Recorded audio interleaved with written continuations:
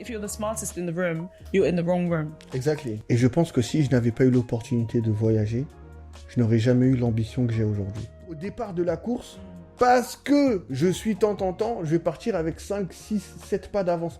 Niet, tu vas me respecter pour ce que je suis. Si tu veux pas, tu vas te faire... You know, if they purposely do things to make you feel a type of way, and then you start to feel like an imposter, or you start to feel imposter syndrome, is it really an internal feeling, or is it an external thing that you have now internalized? J'ai déjà dit, en France, intersectionnalité, tu vas passer sur BFM TV. Hein. Well, Sur, you literally spoke about it before, you just didn't use the word. sur CNews, tu vas passer.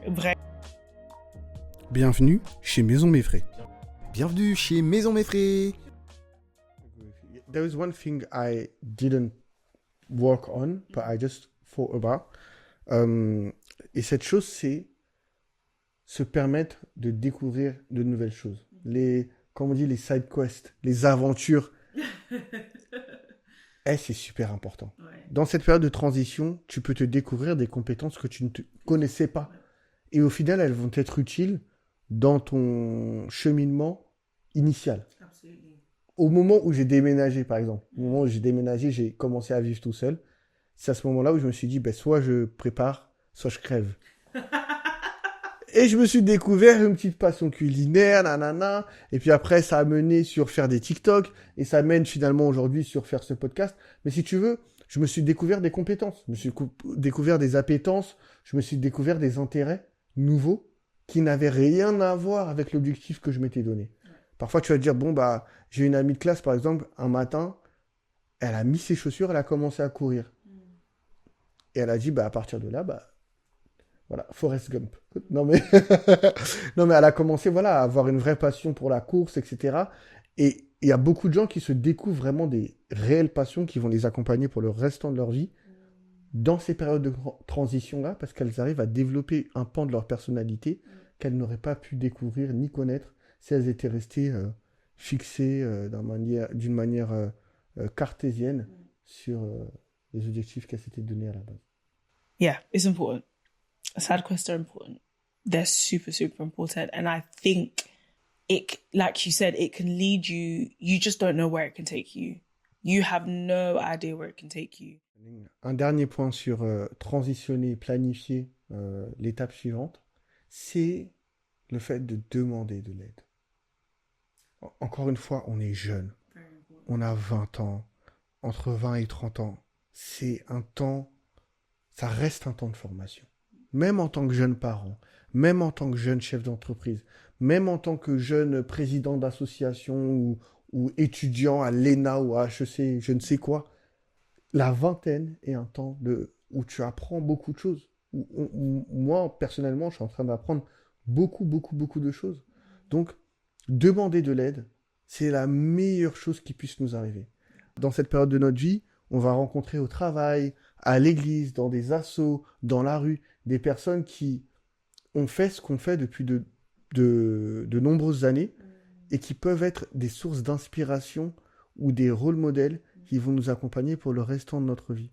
Et c'est super important pour moi que de demander de l'aide, d'aller chercher des mentors, d'aller faire du networking, d'aller envoyer un message à quelqu'un sur LinkedIn ou d'aller regarder des vidéos sur YouTube, écouter des podcasts. Écouter Maison Méfrais d'ailleurs, c'est plutôt pas mal.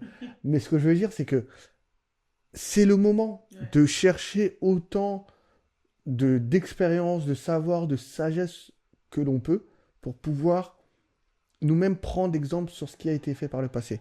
La Bible dit « Il n'y a rien de nouveau sur le soleil ». Et je pense que ce n'est pas seulement une phrase que Salomon a lancée comme ça, c'est une réalité naturelle, c'est une réalité de la vie. À chaque fois qu'un produit a été lancé, qu'une innovation a été faite, elle s'est d'abord inspirée d'une problématique, d'une absence ou de quelque chose qui existait déjà. Et je pense que c'est la même chose pour les carrières qu'on veut mener. Ouais. Tu veux travailler dans la finance, forcément, il y a quelqu'un qui a fait ce que tu fais avant. Tu veux être un créatif, forcément, il y a quelqu'un qui a fait ce que tu es en train de faire avant. Tu veux juste le faire un peu différemment. Inspire-toi de ces personnes-là et tu vas voir que tu vas avancer 4, 5 fois, 10 fois plus vite, rien qu'en cherchant le conseil, en utilisant la bonne personne et en t'enrichissant de de la bonne expérience. Yeah. Je suis totalement d'accord. En fait, on fait que d'être d'accord. Ouais, ouais. But one thing I will add though is super important. Find people who have done it before you. Find people who were wiser than you, smarter than you. What's that saying? Of you don't want to be if you're the smartest in the room, you're in the wrong room. Exactly. Yeah. Sounds cliche. It's those American businessy. Hey, attention, on va se transformer en podcast. But you get what I mean? Like, I'm not trying to be, like, I'm not telling you, wake up at 5:30 a.m. in the morning and all of that kind of Tu stuff. mets ta tête dans des bacs de glace. Exactly. But like sometimes I feel like this is the time to learn, to acquire knowledge, pick up a new skill, all of that. Really, really important. But the other thing I wanted to say was, I think as important as it is to do that, also let's try and be those people for the people that come after us. Exactly. I think that's something that's super important to me because at the beginning of my career, I wouldn't call him a mentor per se, but I had someone help me essentially get my first job in politics. And I can confidently say, without that man, I would never have gotten my first job in politics. I would never be where I am today. Like, it's actually that simple. Yeah, He transformed my CV, my application, my experience in a way that I could never even think, even if ChatGPT had existed at that time, it never would have been able to help me in the way he has, because he had lived experience. Not only did he have lived experience, he had contacts as well. So now, whenever someone asks me a question or whenever someone comes to me for the same help, I try to ensure that I'm like as open, because I remember that someone opened that door for me. And I think that's really important. Je peux dire vraiment exactement la même chose. Si je n'avais pas eu le mentor que j'ai, je n'aurais jamais, ne serait-ce qu'avoir un master en finance, je ne l'aurais pas eu. Parce que l'aide que ce mentor m'a donnée, premièrement, il m'a redonné confiance en moi. Il m'a permis de comprendre que l'objectif que je m'étais donné, il était possible. Parce que lui, d'où il venait et où il est arrivé, c'est encore... le gap, non, pas le gap. En français, là, arrête, Mickaël. L'écart, j'en fais trop, je vous jure, j'en fais trop. Le mec est trop anglais, rien du tout.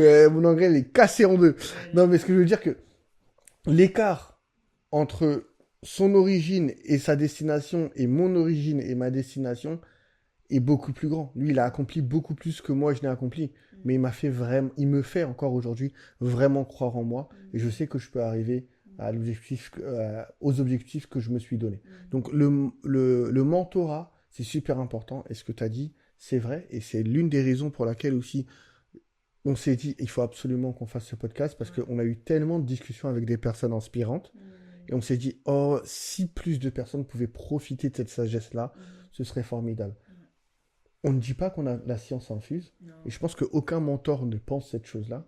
Mais même à notre âge, même à 22 ans, 23 ans, 24 ans, tu peux conseiller quelqu'un de plus jeune que toi pour lui permettre de ne pas faire les erreurs que toi-même tu as faites, ou juste pour lui faire profiter d'un réseau plus accompli. Une fois qu'on a réussi à rentrer dans notre période d'objectif, il y a souvent cette période où on va se dire « je ne mérite pas d'être à cette place ». Et pour ça, je vais te laisser parler du syndrome de l'imposteur. Imposter syndrome. So, imposter syndrome, also known as imposterism or the imposter phenomenon, is a psychological pattern where individuals doubt their skills, talents, and accomplishments, fearing they are frauds and will be found out despite external evidence of their competence. I think we often get to that stage where imposter syndrome creeps in. And I think what's interesting to say is, before you mentioned imposter syndrome, I was thinking, oh, yeah, you're right. Okay, so we finished one stage of our life and we, meditate, we take time for ourselves, we ask ourselves the hard questions, we start planning and doing mood boards and getting a clearer vision of what we want to do next, and we do side quests and we learn stuff about ourselves, etc., etc. Now we get into the next stage of our lives. Like, what do? How do we start? How do we start it off? And in my head, I was thinking, oh, the logical thing to do first is to be grateful, is to maintain like an attitude of gratitude. Yeah. Be constantly grateful for the fact that this is where you are now is where you once wanted to be, right? And I think after gratitude, logically to me, would come a second kind of acceptance that, okay, I'm blessed to be here, or I've also worked hard to be here. And this is my place, like an acceptance and a pride in it, if that makes sense. Yeah, perfect, yeah. And I think that would combat the imposter syndrome, potentially. Because imposter syndrome creeps in where you feel like you are not worthy of where you are. You don't have the skills, the competencies, you don't deserve it. It's when you get to a point where you feel like, actually, I don't deserve what I have, and you're scared that other people are going to find out that you don't deserve what you have. That's exactly it. That's exactly. Finish it. And I think we need to interrogate that thought. Yeah. We need to think about, where does that come from? Why do I feel this way? Especially if it's something that you're blessed with, especially if it's something that you've worked hard for, that you've longed for, that you've planned for. Why would you achieve it or attain it and then now start to feel like you don't deserve it? It's given self-sabotage. Crazy. Et je suis totalement... On fait que d'être d'accord aussi. Il n'y a pas beaucoup de débats dans ce podcast. On va se marier, donc j'espère bien. Non, mais ce que je veux dire, c'est exactement ça. Et c'est totalement ce que j'avais noté et préparé. Et quand j'ai commencé mon master, ce syndrome de l'imposteur était devenu tellement grand que les premiers examens que j'ai faits, j'étais tellement en stress que je n'arrivais même pas à répondre aux questions. Je ne suis pas du tout connu pour être quelqu'un de très stressé ou qui manque de confiance en soi. Mais vraiment, il a fallu que j'ai des camarades de classe qui soient avec moi, qui me conseillent, qui me disent « Mais non, tu es totalement intelligent, tu es totalement en capacité de le faire », qui me redonnent vraiment confiance en moi pour que j'arrive à ne serait-ce que finir un examen. Mais au début de mon master, j'avais des notes catastrophiques, pas parce que je ne connaissais pas parce que je ne maîtrisais pas, mais juste parce que je doutais tellement fort de moi que ça avait un impact réel dans mes performances en tant qu'étudiant. Et donc, cette question de syndrome de l'imposteur, c'est pas une question seulement pour il a ça parce qu'il est faible. Non, il y a des périodes de notre vie qui peuvent nous mettre dans une situation où on doute vraiment. Et parfois, toute la prière, toute la méditation, toute la motivation que tu vas recevoir ne suffisent pas. Il faut vraiment réussir à se féliciter pour ce qu'on a déjà accompli. Accepter, c'est pas de l'orgueil. C'est pas tu n'es pas imbu de toi quand tu agis de cette manière-là. Mais tu te mets à la place qui est la tienne. Donc ça, c'est la première place de syndrome de l'imposteur que j'ai réussi du coup à solutionner. La deuxième place, le deuxième endroit où je sens ce syndrome de l'imposteur, c'est dans mon ministère spirituel.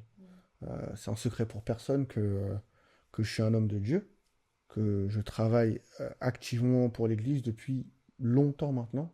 Donc j'ai commencé peut-être à l'âge de mes 17-18 ans à être un leader dans ma communauté religieuse. Et en fait, ce syndrome de l'imposteur vient de deux choses. L'une chose, je trouve qui est bonne, en fait, ce n'est pas nous, c'est pas nous qui vivons, c'est le Christ qui vit en nous. C'est le Christ qui fait son ministère, c'est le Christ qui fait ses œuvres. Et nous devons nous faire petits pour que Dieu se fasse grand en nous. Donc ça, j'arrive très bien à comprendre.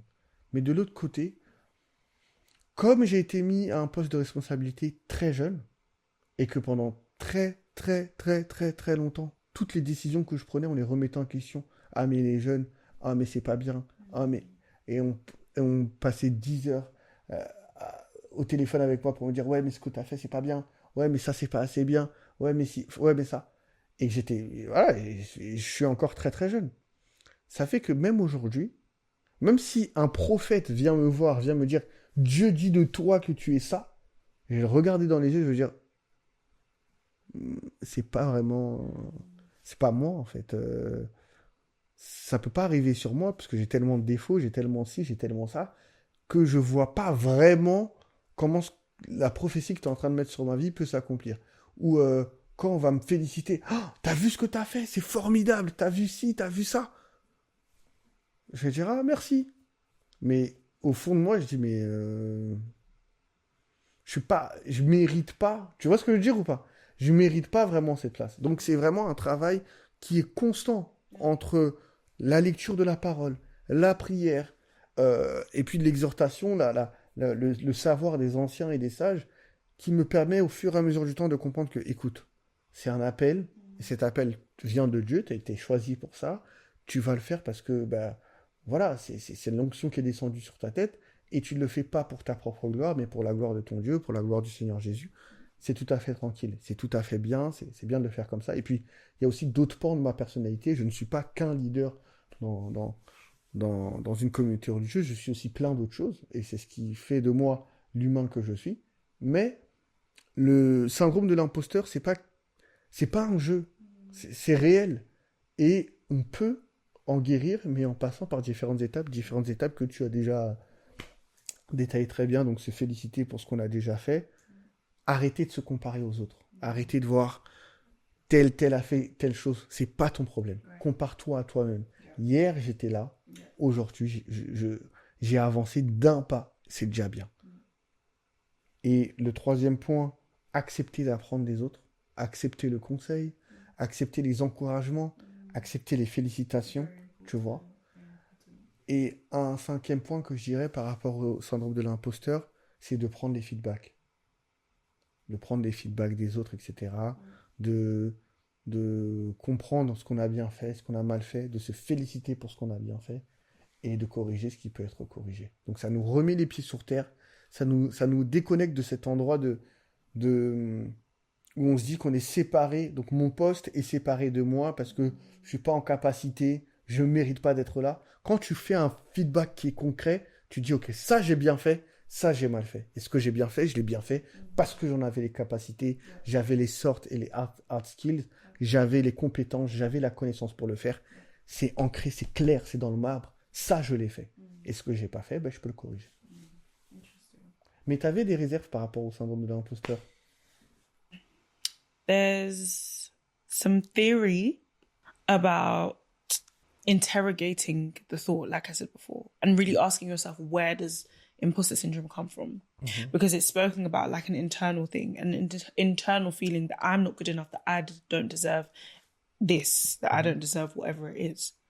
However, in the cases of certain demographics, be it certain social classes or certain demographics, ethnic minorities, etc., if the conditions of your circumstances are actually making you feel that way, then it's not necessarily imposter syndrome. It's actually the conditions of your circumstances. For example, if you're in a workplace and you're one of the youngest there and you've got quite a high position and you're well paid, etc., if some of your colleagues are going around gossiping about you, if they don't invite you to lunches or drinks after work, if if they purposely do things to make you feel a type of way, and then you start to feel like an imposter, or you start to feel imposter syndrome, is it really an internal feeling, or is it an external thing that you have now internalized? And I think we need to be careful about that. Yeah. And I think in the latter, if it's not actually an internal thing, but it's an external thing that you have now internalized, I think that point around understanding that if you've worked hard to be somewhere and God has blessed you to be somewhere, like, take up that place. Yeah. It's not pride. And that will help you. Tu sais ce que tu es en train de dire? C'est quelque chose que je trouve... Enfin, j'ai observé qu'il y avait une vraie différence entre la culture francophone et anglophone. Ouais. Vous, quand vous accomplissez quelque chose, vous êtes fiers. De fou malade. Vous êtes vraiment fiers. Genre, j'ai fait ça. J'ai réussi. Je rends gloire à Dieu pour ça, mais j'en suis fier. Chez nous, il n'y a rien que tu fais qui peut être assez grand. Yeah, because French people have an obsession with fake humility. Fake humility. Yeah. Fake humility. And it's so bad that if you're not humble, they will humble you. Yeah, c'est vrai. It's so interesting, like you can compliment someone on something, on a beautiful house they have, or a beautiful car they have, and they will call it little. Ouais, c'est pas trop mal. Ouais, c'est pas trop mal. Elle est bien, ta petite maison. But in the same breath, if they feel like you're a Un peu little trop, bit proud ouais, about something t'en fais you trop. have that is not even better than what they have, Yeah. they'll try to Ça t'en fait trop. push you down. C'est pas si bien que ça. Ah, t'aimes bien? Moyen. Non, mais c'est vrai. Je suis totalement d'accord avec toi. And I think a lot of systems are set up that way and set up against. Beaucoup. Beaucoup. Quand on vient de la diaspora, quand on vient des minorités dans ce pays, même le plus petit des accomplissements devient grand. On va pas s'éterniser sur des questions politiques, mais j'ai observé la diaspora en Angleterre, j'ai observé aux États-Unis et je l'ai observé en France. Et je pense que si je n'avais pas eu l'opportunité de voyager, je n'aurais jamais eu l'ambition que j'ai aujourd'hui. Je ne me serais jamais dit que je suis en capacité d'arriver où je suis. Mais c'est parce que j'ai observé des exemples à l'étranger que je me suis dit que c'était capable. Il y a une chose très importante, et c'est pour ça que voilà, on met un petit bémol sur le syndrome de l'imposteur. Parfois, le sentiment de non-acceptation qu'on ressent ne vient pas de l'intérieur de nous. Il vient des situations, des systèmes qui ont été mis en place contre nous. Et ça, ce n'est pas seulement parce que on est noir et... Non, parfois parce que tu es jeune, parfois parce que tu es une femme, parfois parce que tu es handicapé, parfois parce que tu viens d'une école et pas d'une autre.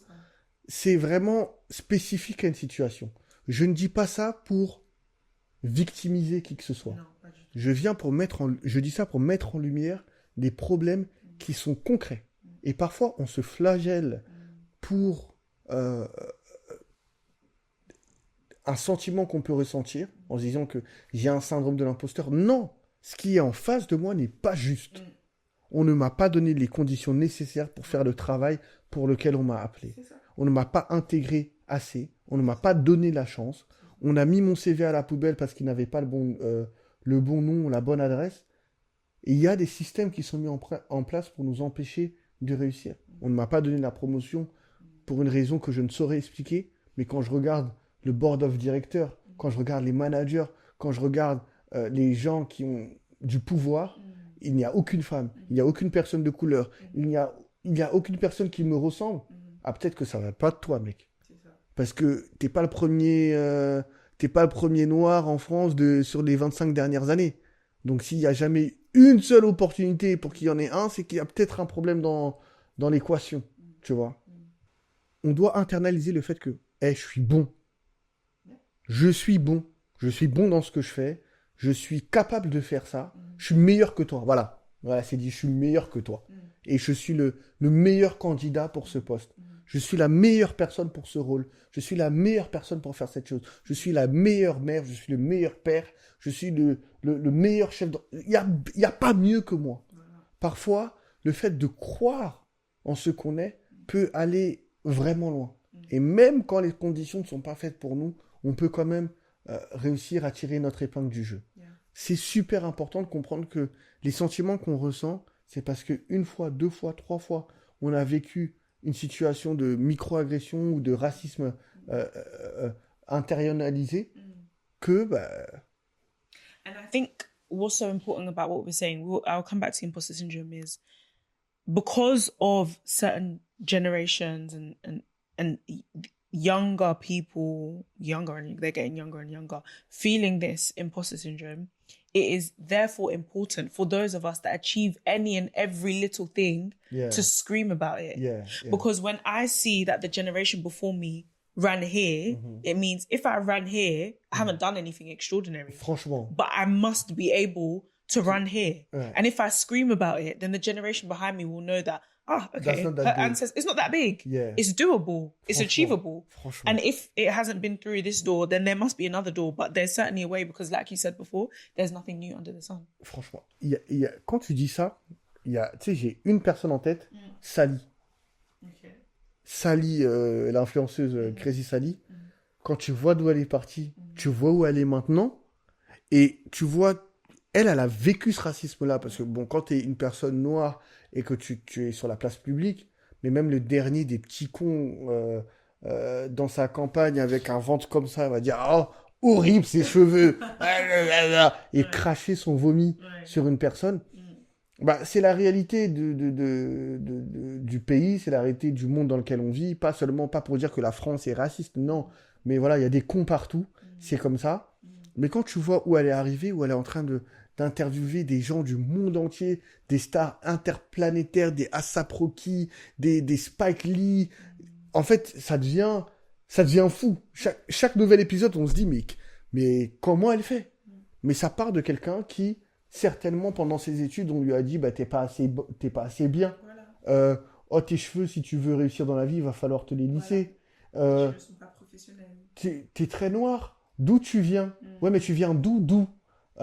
Ou quand on va corriger sa copie, on va être 3 ou 4 fois plus dur. À un moment donné, par exemple, moi, je me suis dit, j'en ai marre. C'est vrai que mon père, il nous a élevés comme ça. Mon père et ma mère nous ont élevés comme ça. Oui, si vous voulez avoir la moitié, vous devez faire 2 fois plus. Mais pourquoi? Pourquoi? Parce que je suis noir. Et ça fait quoi? Parce que t'es une femme, tu dois faire 2 fois plus. Et pourquoi? Qu'est-ce qui justifie le fait que, au départ de la course, parce que je suis tant, je vais partir avec 5, 6, 7 pas d'avance. Niette, tu vas me respecter pour ce que je suis. Si tu veux pas, tu vas te faire... Désolé. Tu vas... Yeah. Voilà. The playing field isn't level. And it's funny because we could talk about so many things. We could talk about intersectionality. We could talk about the Attends, need for je t'ai equity. déjà dit, en France, intersectionnalité, tu vas passer sur BFM TV. Hein. Well, Sur, you literally spoke about it before. You just didn't use the words. sur CNews, tu vas passer. Bref, On va dire que t'es woke. we could talk about so many different things. But this main point that you're trying to hammer home about accepting that you are good, accepting that, bro, you've got a master's, you've got a degree, you can cook, you've got this skill, you're a good mom, you're a good dad, you're a good parent. Accepting that, I think sometimes it's funny, like it's I want to say it's almost an ingrained luxury that other demographics have that we don't have. Like you just said, our parents have to tell us, oh, you have to work twice as hard, you have to work. There are certain demographics, they don't have to teach them No. that you are good, that you are the best. That's to them, they're the default. Mais même, en fait, moi, en ayant navigué, en ayant côtoyé différentes sphères de la société dès mon plus jeune âge, j'ai vu que, par exemple, dans certaines démographiques, par exemple, dans la diaspora, il y avait beaucoup ces parents-là qui disaient « ça, oublie, tu pourras pas ». Ou « fais 2 fois pour avoir la moitié ». Et en ayant fréquenté d'autres personnes qui étaient un peu plus aisées, dès leur plus jeune âge, on leur mettait dans la tête « t'es surdoué, t'es formidable, tu peux tout faire ». Il y a dans certaines écoles, vous êtes les dirigeants de demain, vous êtes les patrons de demain, vous êtes les chefs de demain. Le mec a 13 ans, 15 ans, il connaît rien du tout. Mais il sait déjà qu'il est prédestiné à la réussite, à diriger, pas seulement lui, sa famille, son entourage, à diriger le pays.